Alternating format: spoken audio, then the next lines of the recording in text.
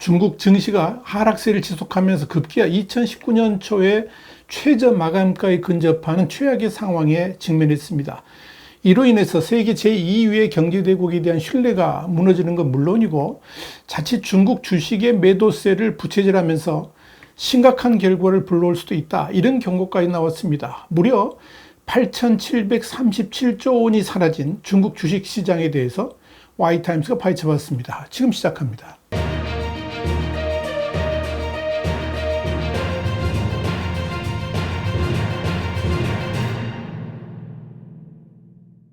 블룸버그는 현지 시간으로 10일 중국 증시가 매도세가 심화되면서 중국 당국에 대한 신뢰 붕괴가 가속화되고 있고 이로 인해서 당장 정책 위반자들이 경기 하락을 막아야 한다는 압박을 받고 있다. 이렇게 보도했습니다. 블룸버그는 이어서 중국 국내 증시의 벤치마크 지수는 2019년 1월 이후 최저 종가에 근접하고 있으며 이는 중국 증시에서 시장 침체의 깊이를 반영하는 여러 지표 중 하나다. 그러면서 올해 약 7% 하락한 CSI 300 지수는 전례 없는 4년 연속 하락세를 보이고 있으며 중국 증시의 MSCI 지수는 세기 전환기 이후에 글로벌 증시 대비 최장기간의 저조한 성과를 기록 중이다. 이렇게 밝혔습니다. 블룸버그에 따르면 이 중국 증시는 부동산 위기로 소비자 지출이 감소한 데다가 11월 미국 대선을 앞두고 지정학적 긴장이 고조되면서 매도 압력이 커지고 있습니다. 이런 상황에서 시진핑 정부가 직면하게 될 위기는 이런 시장 침체가 소비자와 기업의 신뢰를 더욱 약화시켜서 경제의 디플레이션 피드백 루프를 촉발할 수 있다는 점입니다. 이런 현상을 막기 위해서 중국 당국은 수십억 달러의 국책 펀드를 동원해서 주가 부양을 노렸지만 별다른 효과를 거두지 못했습니다. 이에 투자자들은 중국 당국에 더 강력한 경기 부양책을 내놓으라고 촉구를 했지만 베이징 당국은 지금까지 과거 경기 침체기에 경제와 주식시장을 되살렸던 빅뱅 같은 조치에 대한 별다른 의지를 보이지 않고 있습니다. 여기에 대해서 라자드 자산관리의 수석시장 전략가인 론 템플은 지난 10일 지금 상황은 놀라울 정도로 나쁘다 그러면서 문제는 중국 경제가 6개월 전에 생각했던 것보다 더 악화 일로를 걷고 있다는 것이다. 그러면서 베이징 당국이 대대적인 수요 부양책을 내놓지 않는다면 소비자 신뢰에 대한 피해는 더 오래 지속될 것이며 이를 해결하기는 더 어려워질 것이다. 이렇게 진단했습니다.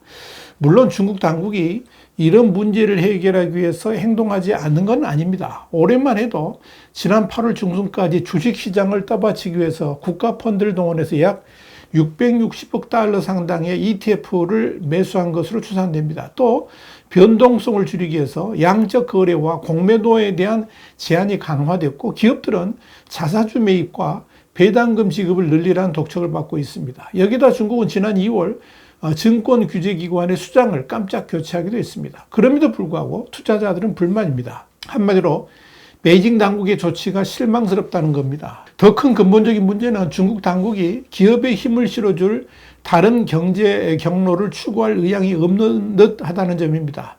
이런 문제들은 중국 경제의 성장 둔화와 맞물려 가지고 주식시장이 완전한 정체 상태에 빠질 위험을 가중시키고 있습니다.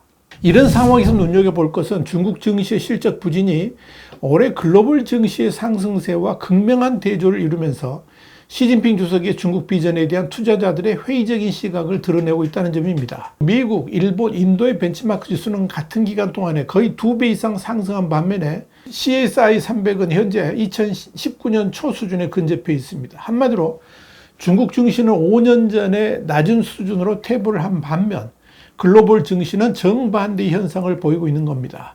여기에 대해서 블룸버그는 이런 중국 증시의 퇴보는 민간 기업에 대한 정부의 통제 강화 그리고 중국의 산업 자급자족 축으로 인한 무역 갈등이 중국 증시를 불안하게 만든 근본적인 원인 중 하나다라고 짚었습니다.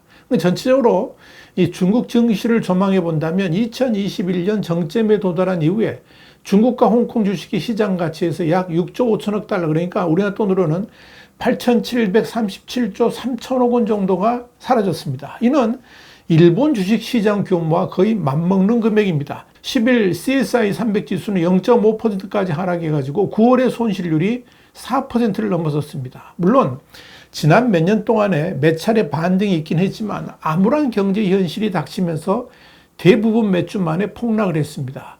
중국 벤치마크 지수가 지난 2월부터 5월 중순까지 상승하면서 올해는 상황이 달라질 수 있다는 희망이 있기도 했습니다. 하지만 이 경제 약세가 지속되고 수익이 회복되지 못하면서 이는 또 다른 잘못된 기대임이 증명된 겁니다. 블룸버그 인텔리전스의 데이터에 따르면 MSCI 중국 지수의 주당 순이익은 2분기 전년 대비 4.5% 하락하면서 5분기 만에 최악의 실적을 기록했습니다. 30년 동안 중국 시장을 스터디해온 UOB 카이히안 홍콩의 스티븐 렁 전무이사는 제가 아는 중국과 홍콩 투자자들은 매우 실망하고 있으며 절망감을 느끼며 중국 투자에 대한 비중을 줄이고 있다. 그러면서 양적 완화 방식의 정부 유동성 공급만이 유일한 탈출구다. 이렇게 말했습니다.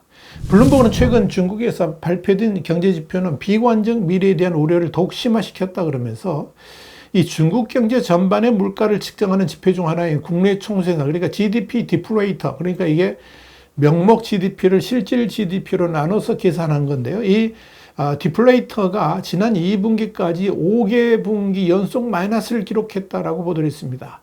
블룸버그는 이어서 이는 1999년 이후 최장으로 결국 이런 분위기가 2025년까지 연장할 것으로 예상하는 등 작년부터 중국을 괴롭혀온 디플레이션이 확산될 조짐을 보이고 있다고 짚었습니다. 이는 관련 통계가 발표되기 시작한 지난 1993년 이래 처음 있는 초유의 일이라고 할 수 있습니다.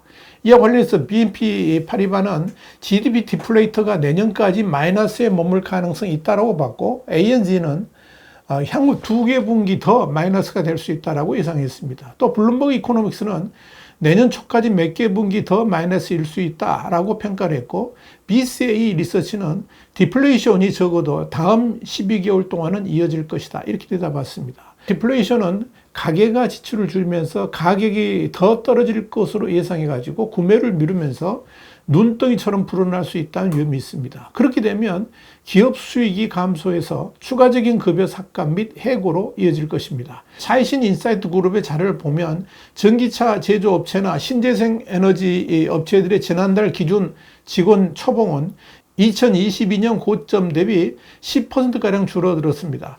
창장상 학원이 300개 기업 임원을 대상으로 조사한 결과 지난달 인건비 증가세는 코로나19 확산이 한창이던 2020년 4월 이후 가장 약했고 취업정보 사이트 자오핀 자료를 보면 38개 주요 도시의 2분기 평균 채용급여는 거의 변화가 없었습니다. 블룸버그는 여기에 대해서 1990년대 버블 붕괴 이후에 일본의 잃어버린 수십 년 시기에 볼 수 있었던 사이클이다. 이렇게 평가를 했습니다. 자, 상황이 이렇기 때문에 점점 더 많은 월스트리트 애널리스트들이 중국의 올해 경제 성장률 목표인 5%를 달성하지 못할 것이라고 전망하는 것입니다. 이는 베이징을 놀라게 할 수도 있지만 그러나 정책 위반자들은 공경에 처해 있는 것으로 보입니다. 이런 상황에서 중국인민은행은 공격적인 금리 인하로 미국과의 금리 격차를 더 벌려서 위안화 가치 하락 압력을 가중시키는 것을 경계하고 있습니다. 또 시진핑 주석이 성장의 질에 초점을 맞추면서 중국 관리들도 공격적인 부양책을 보류하고 있습니다. 부동산 거품을 빼기 위한 레버리지 축소 추진이 현재의 위기와 개발업체들의 채무 불이행으로 이어진 후에 당국은 원치 않는 레버리지가 쌓일까 봐서 급격한 정책 전환을 꺼리고 있습니다.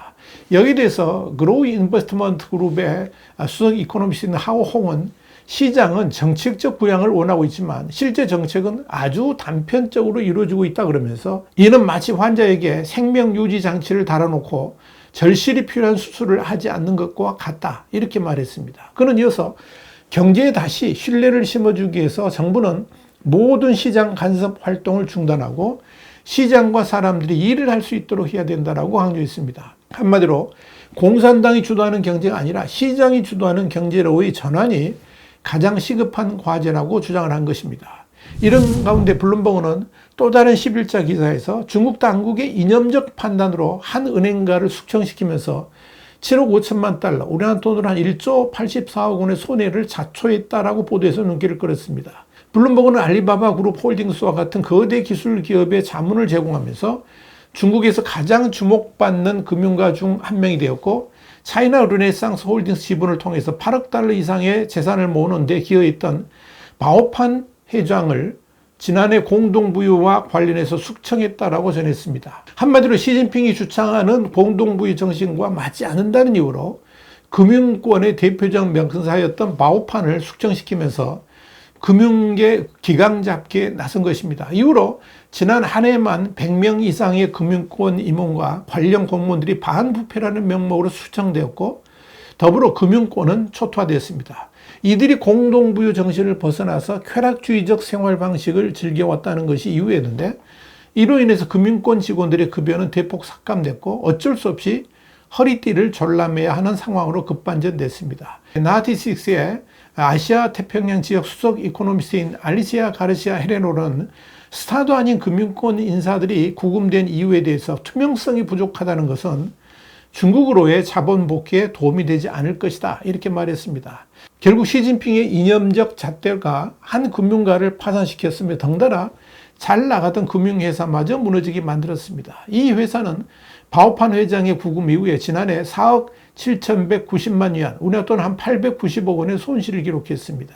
여기서 의문이 남습니다. 시진핑은 도대체 뭘 원하는 것일까요? 도대체 중국을 어떤 나라로 만들려고 이러는 것일까요? 상식을 벗어난 시진핑의 통치 방식에 그저 할 말을 잃게 됩니다. 와이타임스 국제정세 분석의 주북이었습니다. 감사합니다.